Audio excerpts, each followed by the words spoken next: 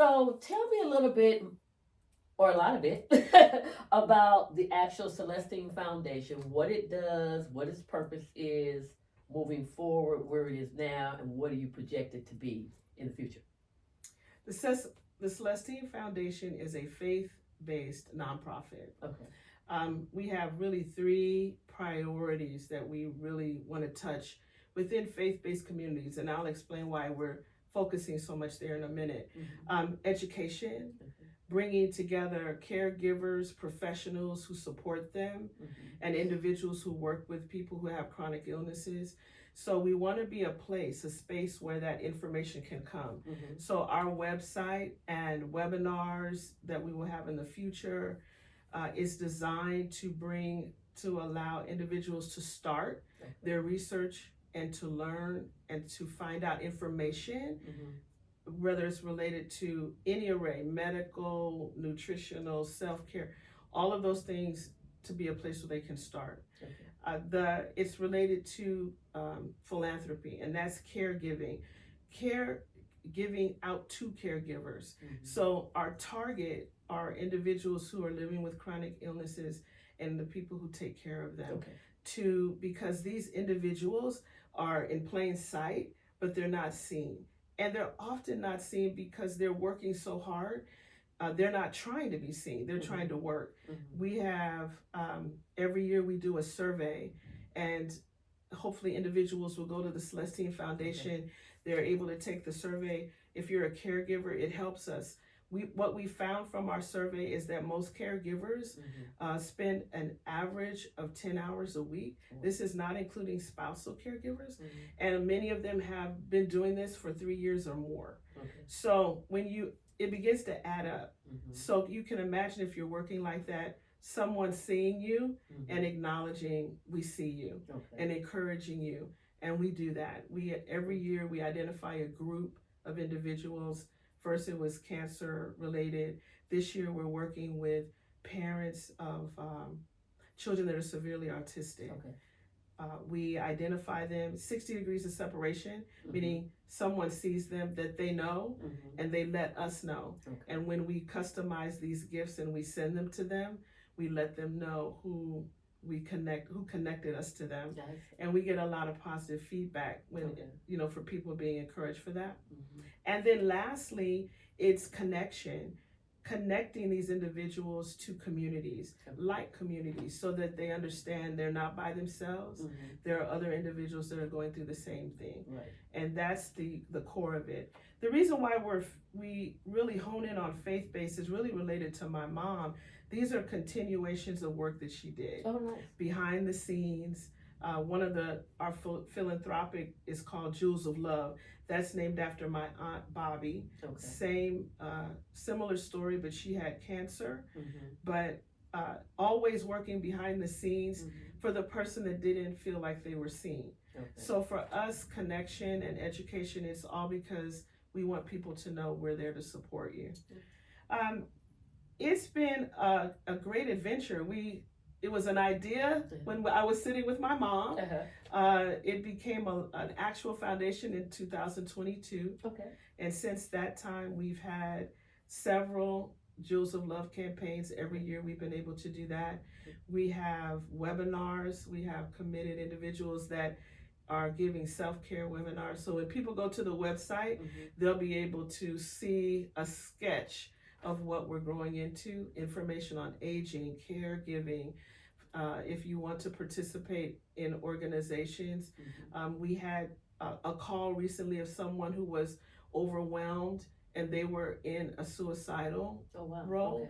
We were able to get them some attention, but now scrolling on our website is the hotline for mental health, so that a person can go there if they're overwhelmed and they feel like, I can't go any further. And the caregiver has to understand it is very common for the caregiver sometimes to precede the person they're taking care of. So what they're feeling is not wrong. It's just, how do we correct it so that they can take care of themselves, while instead of making the other person a priority. So those are some of the areas that we're working on, and we're really excited about it. My ultimate goal is to have a hospice home. Okay. Because my mom, we were fortunate enough to be able to keep her at home, bring in skilled nursing to help her. Okay. But everyone is not like that. Right. And I find that one of the things that is missing in our faith-based community is a place.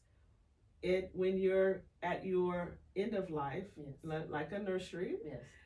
the end of life deserves the same beauty and kindness, commitment, yes. spirituality, yes. and comfort that coming into life has as well. So that's one of the areas we're really committed to have before I leave this world. Okay. I want to make sure we have a hospice home there. So the Jewels of Love, can people donate to that? Absolutely. Okay. Absolutely. Is that on your website? It is. Please give us your website address. The website address is CelestineFoundation.org, and that's spelled CELESTINE, CelestineFoundation.org. When you go onto the website, you will see several ways that you can donate to us. One of them is through Givelify. Okay. Our Jewels of Love is connected to Buy Me a Coffee. Okay. Which is a platform that we use to allow people who donate to us. Okay. You will have a special membership that we give. Okay. So we give behind the scenes information to our donors. Okay.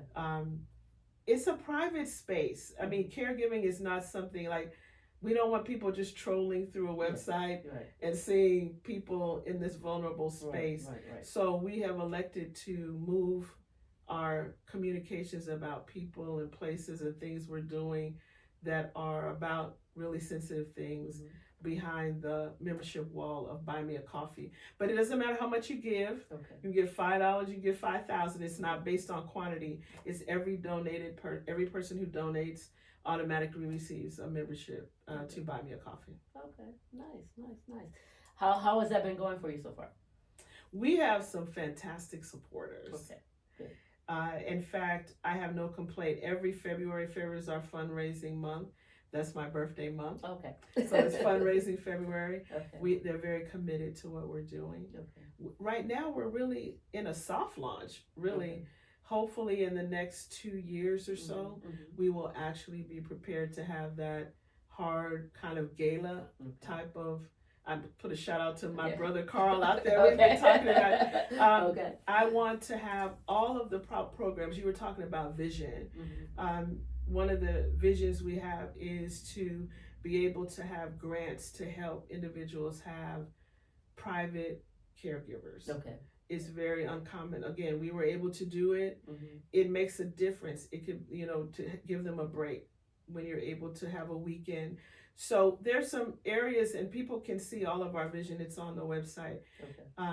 We want to have all of our key areas in place before we actually have the hard launch. But we're active and we receive donations. And our primary areas now are the building of the website and the Jewels of Love that we do every year, which is work. This year we're excited to be working with Black-owned businesses to customize gifts that we give to our caregivers. Okay. What are some of those types of gifts? Oh my gosh. I think you remember you had one of the blankets. Yeah, you did. Yes, when you did the CPR for us, which is really exciting. But we have blankets, we have journals, because we want them to spend time thinking. When we have men, last year, there were a lot of men we had that we were referred to that were going through prostate cancer.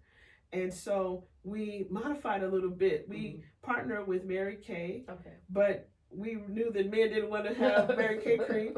So we customized a gift for them that was more related to a lunch box or a beverage box and hats instead of things that women would wear. But we're very thoughtful about it when we do. All of our creams are organic. They're all holistic because individuals who are going through cancer, their skin is very sensitive. So no perfumes, there are a list of criteria that we have that they're all holistic and natural so that it doesn't matter. They're not scented, so they're not gender based. But it's designed for a person when they open it to have an array of different things in it that lets them feel special, not just for that moment, but for the next moment. So whether it could be a cup holder, it could be a travel mug, it could be a little vase, so that they can feel special. So the gifts that you're giving, am I understanding that the gifts are actually for those who are being cared for at this point?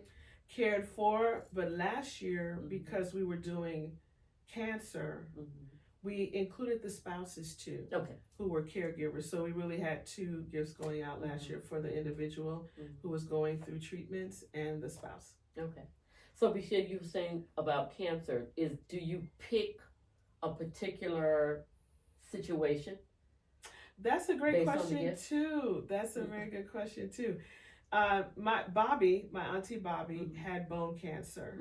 My mother, toward the end of her life, had renal cancer, which is kidney cancer. So what we do is we work from what we've learned about those 2 types of cancer, but we also have individuals like myself who are, breast cancer thrivers. So we include experience about mammograms and cancer prevention. So every month there's really something that we try to highlight related to cancer, so that individuals won't be afraid of going to get screened and will stay connected to physicians. But we do highlight, because of my mom and my aunt, bone cancer and renal cancer.